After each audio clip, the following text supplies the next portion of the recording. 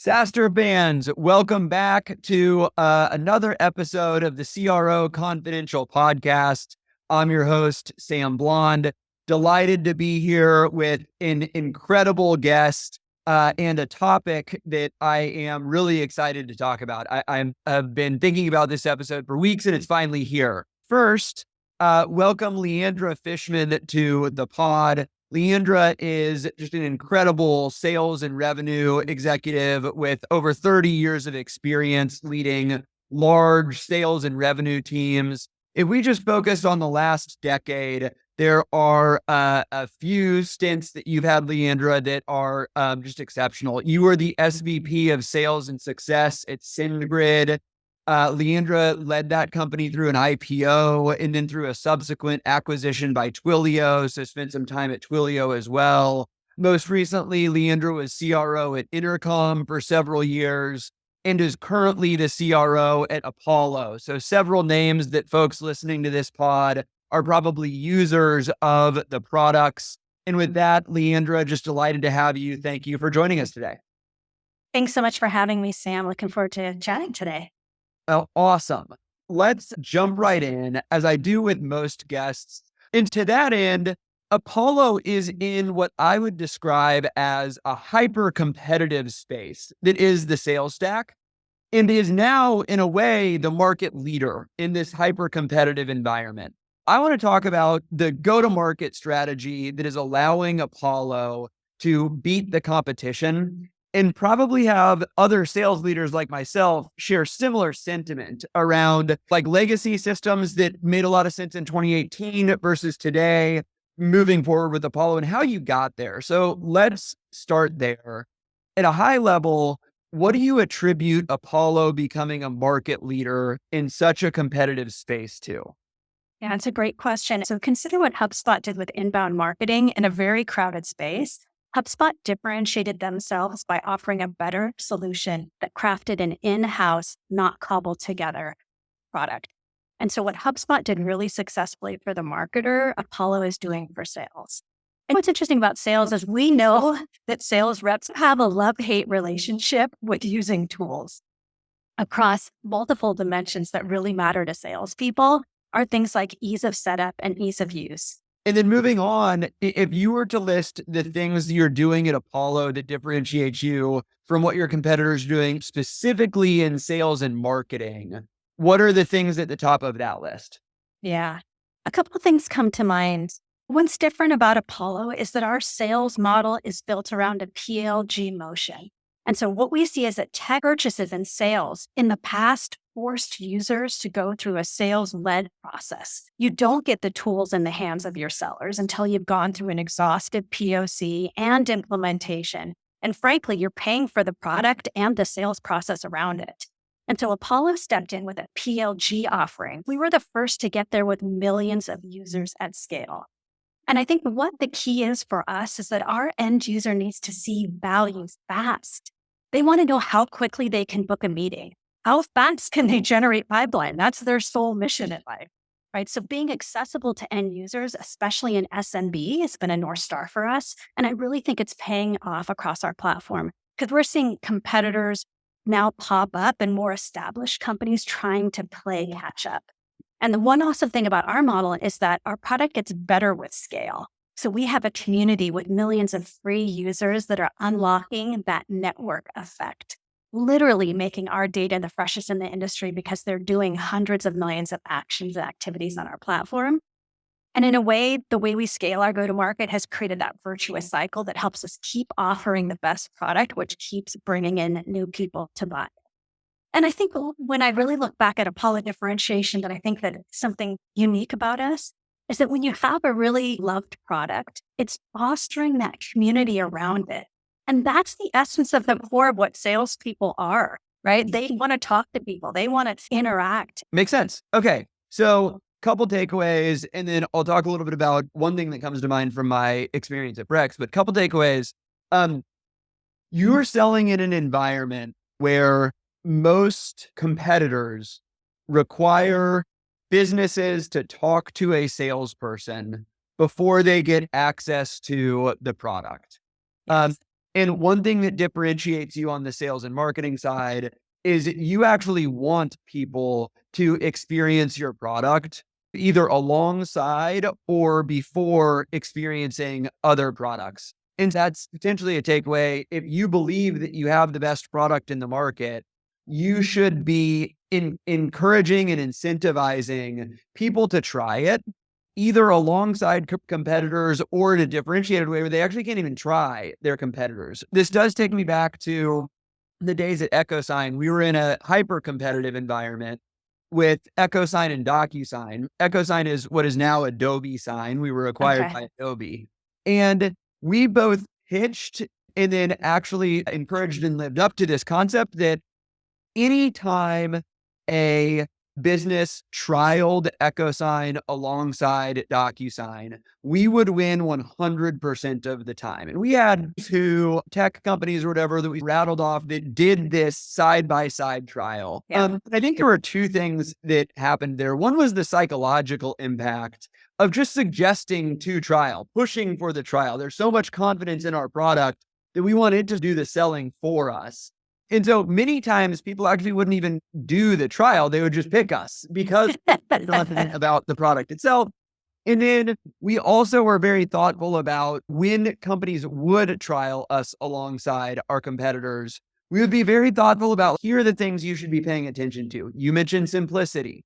Yeah. We would oftentimes talk about the simplicity of sending and signing agreements and how important that was, especially to the signers who weren't the sort of paid users of the system.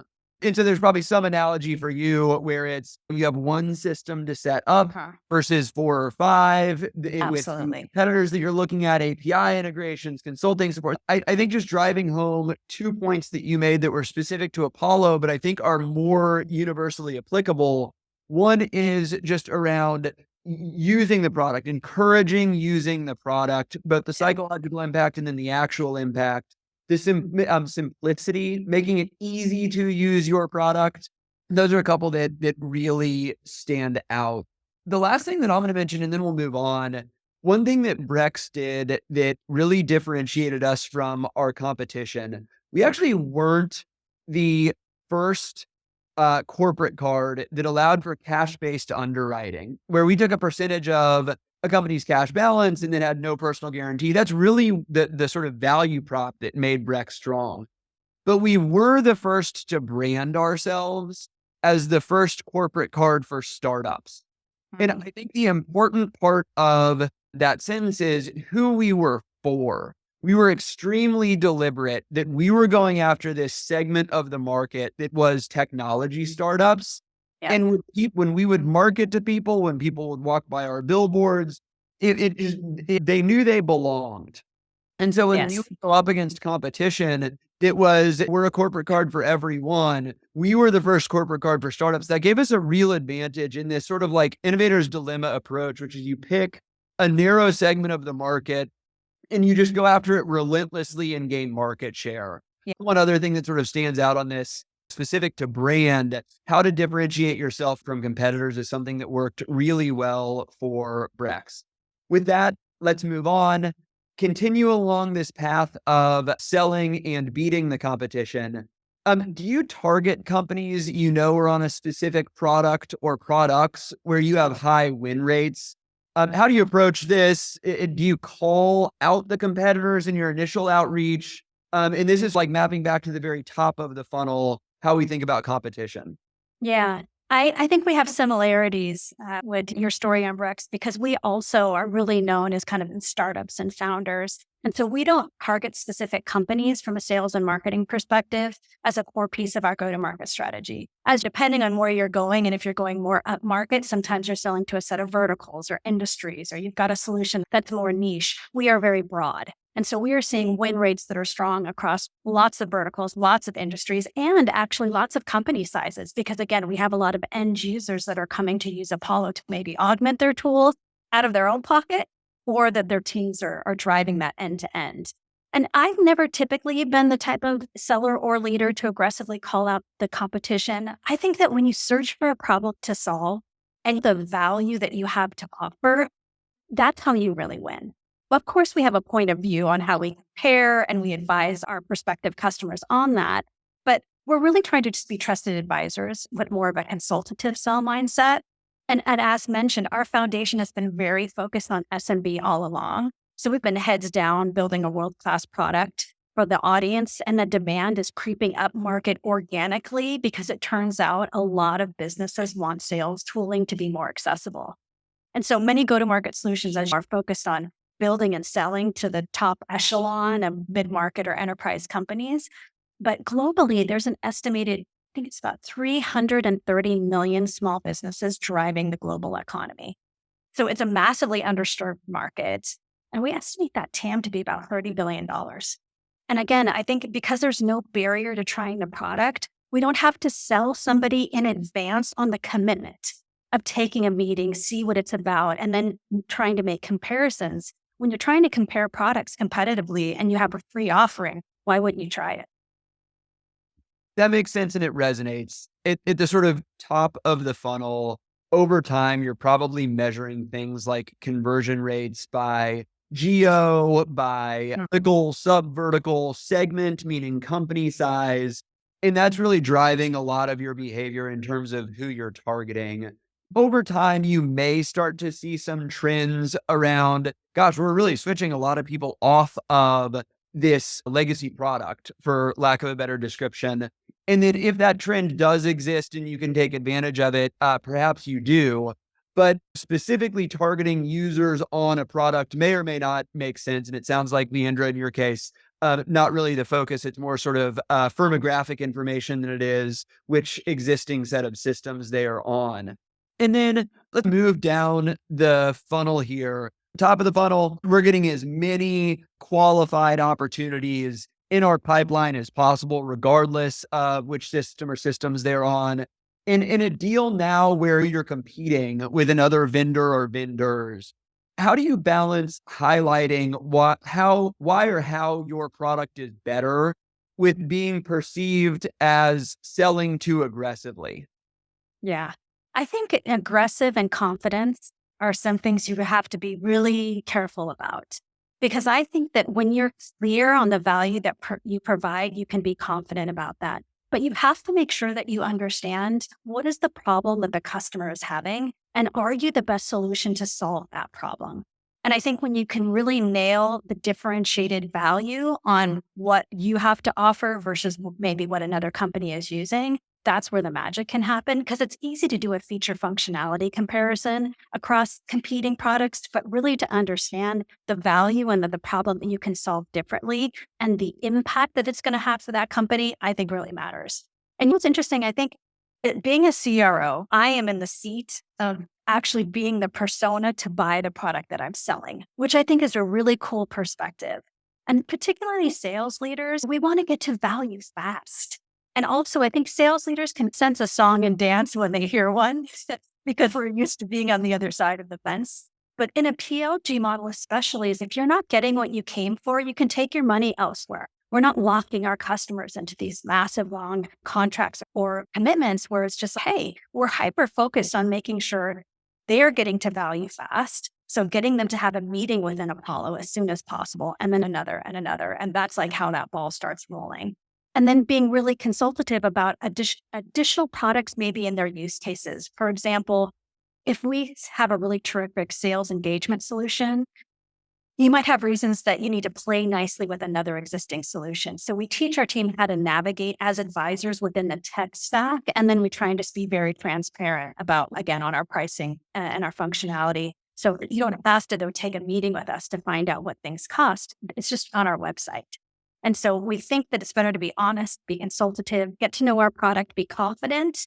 Someone should be able to use it backwards and forward in a way that they think really adds value to their business. But we're not aggressively going against the competitors in a way that I think that our product just doesn't speak for itself.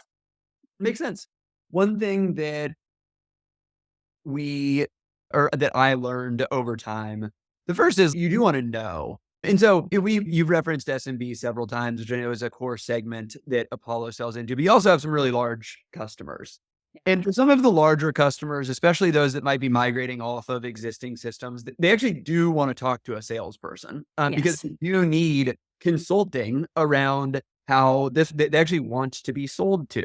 And in those environments, and I go back to my days at EchoSign, one of the things that was really effective at the tactical level was just at the beginning of the call to be, as you talked about, being perceived as a consultant that is helping them through this process. I would ask the question. I understand that you're either evaluating us in DocuSign or you're already on DocuSign. I'd love to learn more about your environment and tailor our product demo to what you all are using today or doing today. That said, there are some big differences between us and the other vendor that you're looking at. If you, I can highlight those differences so that you can compare and contrast the products. Alternatively, I can just stick to our offering and just flag sort of the things that are exceptional about our product. And I would say 99 times out of 100, when I would position it as, what would you like as a buyer? Would you Mhm. like to highlight some things that differentiate us in the space, or would you like me to not do? They would say, please highlight the differences between the products. Yeah. And it goes back to the framing of the question, which was something like, if you're competing, how do you balance highlighting why your product is better versus being perceived as selling too aggressively? If you ask how you want the conversation to go and the buyer asks you to highlight some differences, you're able to do so in a way where you're just doing what they have asked you to do. And then the second thing that comes to mind in this specific category is when we would highlight some of these differences, we would do so in a way that actually takes what the competitor thought were their advantages and puts them on the back foot that this is actually a disadvantage. I'll give one tactical example that I think helps highlight the point. When we were selling at Brex, we were competing with a company called Divvy. In the early days, Divvy was our primary competitor. And Divvy had this really sophisticated budgeting product that was a feature that we were actually working on, hadn't yet released. And if it was like a feature bake-off, they would have checked this box. We wouldn't have had it. And the way that we positioned this was, look, you actually don't want this feature. One thing that we position ourselves and pride ourselves in is being simple.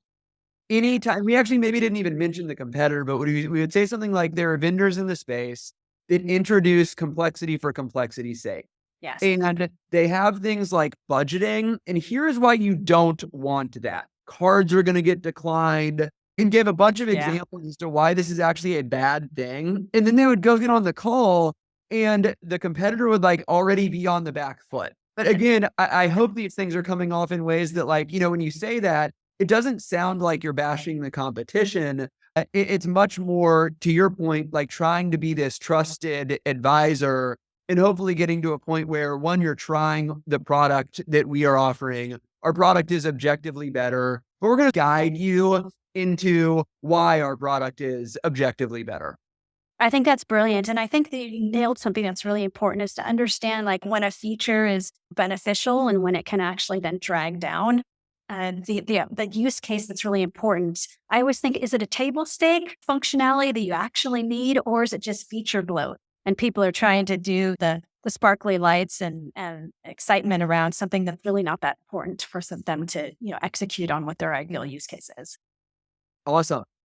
Okay, let's continue down the funnel. We've talked about top of the funnel, selling, middle of the funnel against competition. Now let's get to closing. One thing that the first thing that comes to mind when I think about closing a deal when the deal is competitive is pricing. And oftentimes, if you're in a hyper competitive environment, it can be a race to the bottom on pricing, or certainly like the buyer can position it as such. So how do you think about maybe that at a high level? And then more specifically, how do you all deal with price? Do you discount to match competitors? If you're replacing a competitor, do you buy them out of their contract? Just curious how you all have been so successful specifically as it pertains to pricing. Yeah.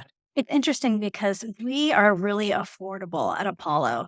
And what most companies are seeing with growth as it slows, they're really looking, trying to understand how they cut their costs and how they take their tech stack and save money. And so they're with Apollo being able to replace like 5 to 7 maybe different tools with one solution that's more effective and less expensive. And so it's like cost is one thing, but when you look at your overall tech spend and your tech stack, that's another. And so we inherently can offer lower prices because of our product led growth motion. And while many companies need to hire an SDR, an AE, and a CSM to grow their business, our word of mouth is our main driver for Apollo. And so in PLG, we're really able to provide better services at less cost. And really, when you have transparency as your mantra, as we talked about, and your go to market model is really hyper efficient, you don't have to take the same stance as everyone else on pricing and competitive deals.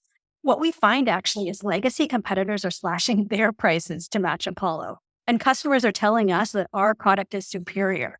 So we don't have to get in this kind of, as you mentioned, race to the bottom or head to head competitive pricing situation. Because I think it's really what's most important is going back to that value that you provide. And I would say it's less about us and more about companies thinking about like how they price go to market. And I would encourage people to get comfortable about me being more transparent in pricing, because I think today's customer has a very different expectation than they had a few years ago in resulting of PLG type motions and self-serve and direct to consumer pricing. Remember, sales back a few decades ago, you couldn't even find anybody's prices on their website. And so now, because we're all consumers and we're having that Amazon experience and you can compare pricing and you can see pricing, I think actually when people don't show their pricing, there can be a little bit of a mistrust and not really clear on what drives the pricing levers.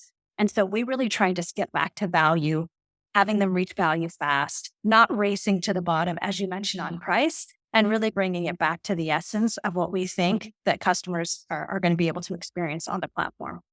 Super interesting. A couple things that come to mind, and this episode isn't about pricing, it's about competition. And so I won't spend too much time on pricing specifically. That said, what I heard from you, Leandra, which really resonates is that in a product-led growth motion, you can undercut pricing if the competitors are using expensive sales and marketing resources to acquire customers. You also have the benefit of all-in-one. And so there's a number of things that I think are advantageous for your specific business as it pertains to pricing. The sort of counter to that comes to mind, I'm into like period end of statement in the product-led growth, or maybe even segment-based SMB customer acquisition environment. The thing that historically I have had a preference around when selling more into the enterprise is where we talked about this environment where somebody actually needs a sales rep. They want to talk to somebody. It's a much larger business. They want to have custom workflows built out or whatever. Their needs are more complex. I've actually benefited from being positioned as the higher priced vendor. And the logic or what I attribute that to is the psychology behind proactively positioning as the premium provider in the space. Yeah. And like with that, you actually get more. We are the premium provider. And I have to be explicit about that. But I think these things are almost conflicting with one another depending on the motion that you use to acquire customers in the segment that you are going after. But a couple things that come to mind as you were talking through. But I think the takeaway, at least in a product-led growth environment, is you can undercut competition if your customer acquisition resources are less complex as they are in your business. And I think it also depends on your product. So are you leading in a disruptive market where there's nothing currently established? Or are you a me too in an existing stack where you're having to then rip and replace and prove against? And so I love the premium aspect, but I think you really have to make sure the differentiation and the value hopefully is there to back that up. So somebody else that's just not trying to be a me too is saying, I can do the same thing at a lower cost. Makes a lot of sense. Okay, let's move on to one of the last topics. We've gone through the funnel. Let's now talk about hiring. And I'm curious your perspective, and then I'll provide mine. But have you seen success in hiring salespeople from competitors? I don't. And the interesting thing is because I think it more has to do with the motion than the product. And to me, it's always nice that they're coming from that same type of industry and you know that persona. But I'm really looking for somebody that understands more of the motion of the company, the size of the company, the stage of the company, because I think it's really a whole different beast to go work at a startup company or a hyper-growth company than it is to work at maybe a little bit larger company that's in a different stage of kind of their evolution. I really look for traits of people, not necessarily who they've sold to.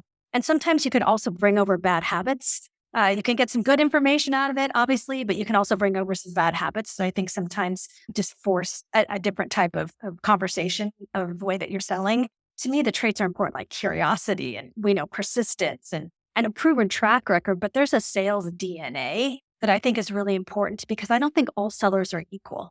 And so I think it's more important to understand the DNA of a seller. What's important for them to know how they like to sell and where their strengths are. And are you like a hunter traditionally or a farmer? And again, like who do you like to sell to in terms of your either company stage style or your persona? And trying to lean into somebody's strengths versus fitting everybody into the same mold. So to me, it's not necessarily a competitive advantage as it is just trying to find the right core persona. Yeah, philosophically aligned there with one thing that I heard Jason from SaaStr say the other day that really resonated with me. I think between us, we've been doing this for many years. The folks and we made one hire from DocuSign at EchoSign. And then there was like Zenefits Gusto, and then there was Brex and Ramp. And being on the receiving end of making a hire from one of those competitors, it hasn't worked out. And being on the end where one of the competitors hired directly from us, like the direct competitors, if DocuSign hired from EchoSign, if Ramp hired from Brex, they got the wrong person. Like the type of person that goes to a direct competitor where it was personal. It says maybe something about that person that makes that jump. And so that was like up until recently, that sort of would have been my perspective on this. Jason said something in a podcast recently that I listened to that really did resonate. And so maybe this is like a asterisk or a caveat, something like that, where if there's a vendor that is like pretty far down the list in terms of where they stack rank in this space, if they're like the fourth or fifth best vendor in a competitive environment, and they've figured out a way to be successful with an inferior product, an inferior brand. And I don't know what the exact example would be to highlight in Brex's case, but somebody that was able to figure it out with one hand tied behind their back, something like that, then I could totally see that person coming in and just being like free. Like they were able to make it work in an environment that was much harder. And maybe the takeaway from that is I would potentially try hiring a top rep at a competitor, but a competitor that was like far inferior to the product that we are selling for the reasons that I just mentioned. I always had just an emotional attachment as a seller of the person I was selling against, and I could never go to the other team. So I don't know, maybe it's the competitiveness in me that could never allow that type of move. It's totally true. Maybe there are like extenuating circumstances. They laid off the whole sales team. Sure. The business went under. But I agree with you. But for the first time ever, I heard Jason say something and I was like, that actually is an interesting maybe counter. Let's end with one final question around, I know you consult and advise lots of other startups. Do you see any patterns around common mistakes or pitfalls that you've observed companies make when selling in a competitive market? It goes back to some of the themes that we've talked about, which is really like feature selling versus value selling and understanding the differentiation. Especially if you're trying to sell up against something that's already there, you have to be really clear on that value benefit that you provide on kind of the so what and why that you're going to get someone to go through that process of changing. I think it's different if you're disrupting and there's something out there that no one has before and you're really solving a problem. But then like, how do you make sure that you're really articulating the benefit and the kind of the ROI of solving that problem? And I think we can get a little bit into people not clearly understanding their persona, their ICP, making the product really hard to use or hard to buy. Again, I just think in the age now that we are in technology, in social selling and social business, and us all being consumers at heart and how fast that whole technology has evolved, I think we just have to think about how do we make it for customers easy to use, buy, try, understand, make it simple. Less is a little bit more. I'm sure it depends on the product that you're selling and who you're selling to. But I really think what all comes down to is how do you differentiate your product to be better than anything else out there in the market?